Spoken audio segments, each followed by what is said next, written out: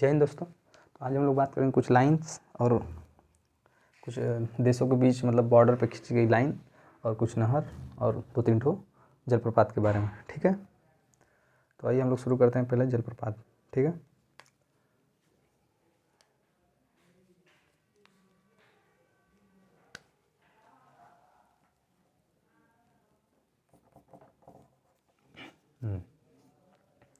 ठीक है। तो यहाँ पे पहला है नियाग्रा जलप्रपात। कहाँ पे? यूएसए में। ठीक है, ये देखिए,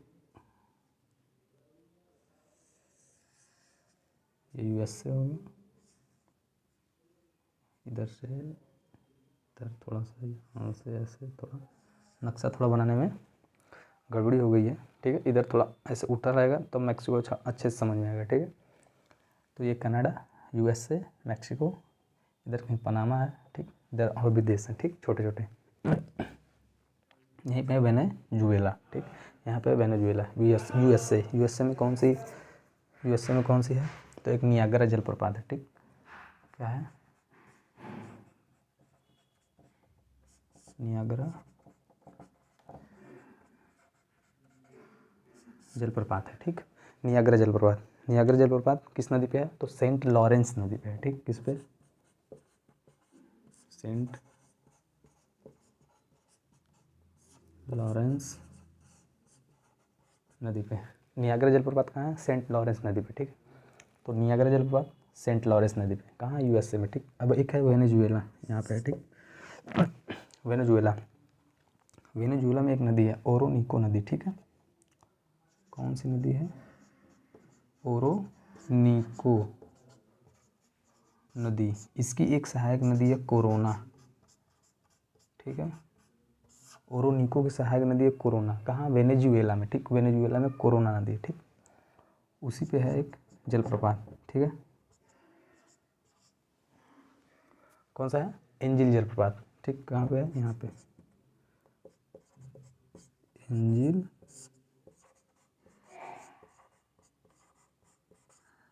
जलप्रपात। ठीक, कहाँ पे है? वेनेजुएला में।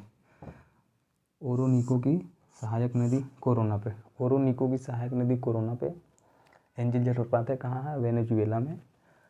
सेंट लॉरेंस नदी पे नियाग्रा जलप्रपात है, यूएसए में। और एक जलप्रपात है यहाँ पे जिम्बाब्वे में। ठीक, इधर देखेंगे, यहाँ पे एक देश है जिम्बाब्वे, एक देश है जिम्बाब्वे। इसमें पे एक नदी है जाम्बेजी। ठीक है, जिम्बाब्वे में एक जाम्बेजी नदी है। जिम्बाब्वे में जाम्बेजी नदी है, उस पे है विक्टोरिया जलप्रपात।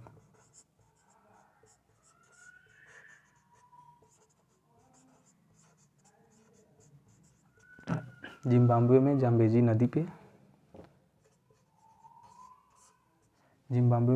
नदी पे विक्टोरिया जलप्रपात है। ठीक है, नियाग्रा जलप्रपात सेंट लॉरेंस नदी पे, ओरोनिको नदी पे एंजिल जलप्रपात वेनेजुएला में, जिम्बाब्वे देश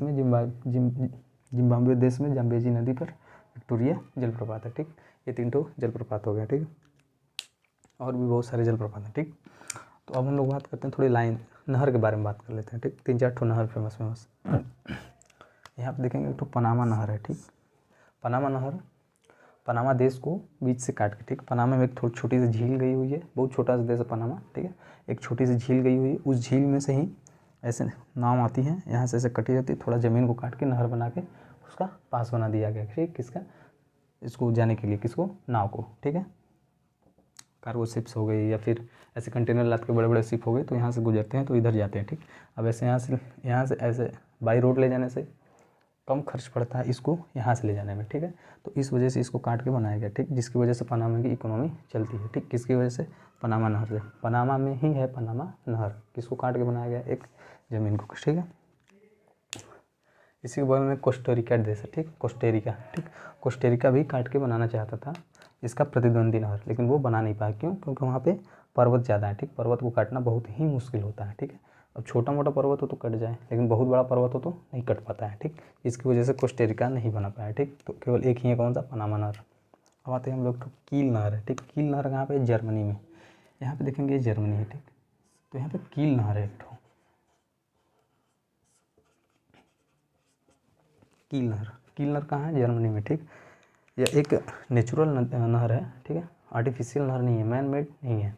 कौन सी नहर है? कील नहर, जर्मनी में, ठीक है, नेचुरल है, जो सबसे व्यस्त और मतलब सबसे बिजी नहर है, ठीक, सबसे बिजी नहर है। कौन? कील नहर। कहाँ है? जर्मनी में। यह नेचुरल सबसे व्यस्त नहर है, ठीक। कौन सा? नेचुरल सबसे व्यस्त नहर कौन सा है? कील नहर, ठीक। मैं इससे पहले आपको जब संधि पढ़ा रहा था तो उसमें एक स्वेज नहर बताया था, ठीक। स्वेज नहर कहाँ पे है? तो मिस्र में है, ठीक है। वो कहाँ से कहाँ तक है? तो ये देखिए भूमध्य सागर है, मेडिटेरेनियन सी, ठीक है, इंग्लिश में मेडिटेरेनियन सी बोलते हैं इसको, भूमध्य सागर, ठीक है, ये भूमध्य सागर है। अब ये देखिए फारस की खाड़ी होगी, ये लाल सागर, ठीक, ये लाल सागर, ये फारस की खाड़ी, यहाँ पे है हारमुज जल संधि, ये थोड़ा और ऊपर रहेगी, ठीक है, ये थोड़ा बन गलत गई है मुझसे। यहाँ पे है हारमुज जल संधि, ये है बाब अल मंदेब, ठीक, बाब अल मंदेब से अंदर घुसते हैं लाल सागर में, ठीक। लाल सागर और भूमध्य सागर को स्वेज नहर को जोड़ने के लिए बनाया गया, ठीक। अब इसका महत्व देखते हैं हम लोग।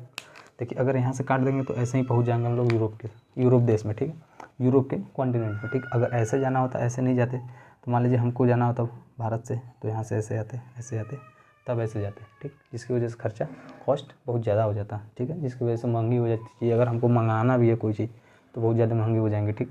लेकिन अगर हम लोग स्वेज नहर से जाएंगे तो यहीं से आएंगे तुरंत, यहाँ से यूरोप में एंट्री कर जाएंगे, ठीक। जब यूरोप में एंट्री कर जाएंगे या फिर वहाँ से कुछ लाना हो तो सामानों की कॉस्ट घट जाएगी, ठीक है। तो जिसकी वजह से स्वेज नहर बनाया गया। ये बहुत ही व्यस्त नहर है, ठीक। मैन मेड सबसे व्यस्त नहर कौन सी है? स्वेज नहर, ठीक। कहाँ है? ये देख लीजिए, ये देखिए स्वेज नहर, ठीक है। इसके इधर भी एक बंदरगाह है, इसके उधर भी एक बंदरगाह है, ठीक। उसका नाम कभी बता दूंगा मैं, ठीक। ये हो गया स्वेज नहर। एक तरफ का पोर्ट आप स्वेज बोलते हैं, एक तरफ का कुछ है, अभी याद नहीं आ रहा मुझे, ठीक है। तो इन दोनों को जोड़ते हैं, लाल सागर और भूमध्य सागर को स्वेज नहर जोड़ती है, ठीक। स्वेज नहर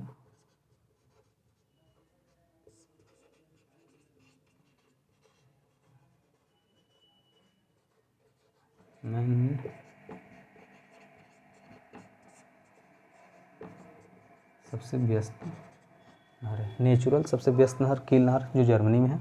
मैन मेड सबसे व्यस्त नहर जो कहाँ पे है? तो ये मिस्र में है, ठीक। तो ये हो गया, ठीक। अब एक थाईलैंड में बन रहा था क्रा नहर, ठीक है, क्रा नहर, उसका कुछ पास हुआ था लेकिन वो बना नहीं, उसका कोई निर्माण कार्य नहीं चल रहा है, ठीक। थाईलैंड में था क्रा नहर, ठीक है, क्योंकि जो मलक्का से निकलते थे वो वहीं से निकल जाएंगे सीधे, ठीक है, जिसकी वजह से थोड़ी कॉस्ट घट जाएगी, ठीक है। तो ये हो गया, कौन कौन सा देखें? 3 जलप्रपात देख लिए और ये 3-4 नहर देख लिए, ठीक है। अब आगे हम बढ़ते हैं, मतलब 2 देशों के बीच खींची गई लाइनों के नाम, ठीक है। तो आइए देखते हैं। देखिए अलास्का, ये अलास्का है ना, अलास्का और कनाडा के बीच 141 डिग्री समानांतर लाइन खींची गई है, ठीक, 141 डिग्री समानांतर लाइन, ठीक है। और यूएसए और कनाडा के बीच 49 डिग्री समानांतर लाइन खींची गई, मतलब यूएसए और कनाडा के बीच की बॉर्डर क्या बोलते हैं? 49 डिग्री समानांतर लाइन, ठीक। अलास्का और कनाडा के बीच की जो लाइन उसको क्या बोलते हैं? 141 डिग्री समानांतर लाइन, ठीक है। अब मैक्सिको और यूएसए के बीच की बॉर्डर क्या बोलते हैं? अमेरिका और Mexican border, American Mexican border बोलते हैं उसको, ठीक। अब ये हो गया, यहाँ से ये हो गया, और उसके बाद अब आते हैं हम लोग इधर, ठीक है, फ्रांस, जर्मनी और पोलैंड, ठीक। जैसे यहाँ पे हो गया फ्रांस, इधर हो गया ये जर्मनी, यहाँ पे थोड़ा सा पोलैंड, ठीक है, अपनी तरफ से मैं बता रहा हूँ, ठीक, पूरी तरह से नक्शा तो दिख नहीं रहा। तो फ्रांस, जर्मनी और पोलैंड, तो ये 3 देश हो गए, और ये 3 देशों के सटने पे 2 लाइन बनती हैं, ठीक।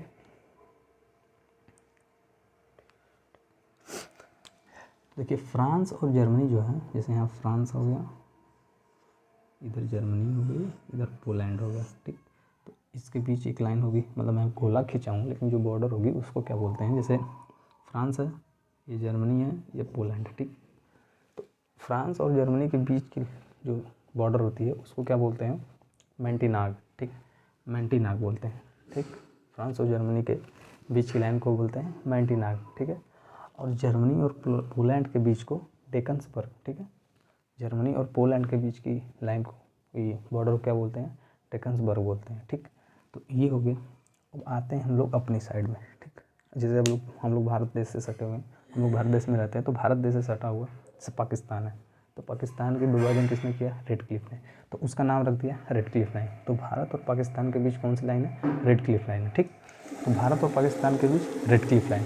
अब पाकिस्तान और अफगानिस्तान, उसके बगल में अफगानिस्तान है, तो अफगानिस्तान और पाकिस्तान के बीच कौन सी लाइन बनती है, डूरंड लाइन, ठीक। जो हम लोग का पाकिस्तान ऑक्युपाइड कश्मीर है, तो वहाँ से भी हम लोग के अफगानिस्तान से सटता है, लेकिन अब हम लोग के पास उसका अधिकार अभी है नहीं, जो पाकिस्तान कब्जा करके रखा है। तो वहाँ भी अफगानिस्तान से हम लोग की बॉर्डर 106 किलोमीटर लगती है, लेकिन फ़िलहाल में हम लोग का उस पर कब्जा नहीं है। उस पर कब्जा किसने कर रखा है, तो पाकिस्तान ने कर रखा है। इसकी वजह से हम लोग के पास वो नहीं बोला जाता है, ठीक है।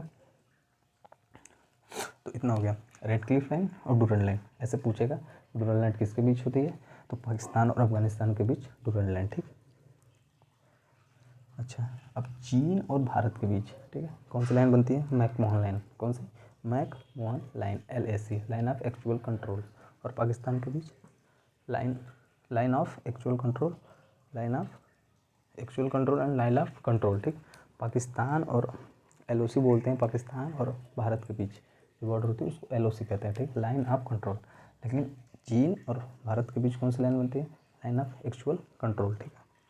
वैसे ही भारत और बांग्लादेश है, जो यहाँ पे बांग्लादेश है, तो बांग्लादेश और भारत के बीच के जो बॉर्डर है उसको लाइन को कहते हैं जीरो लाइन, ठीक है। किसको क्या कहते हैं, जीरो लाइन, ठीक है।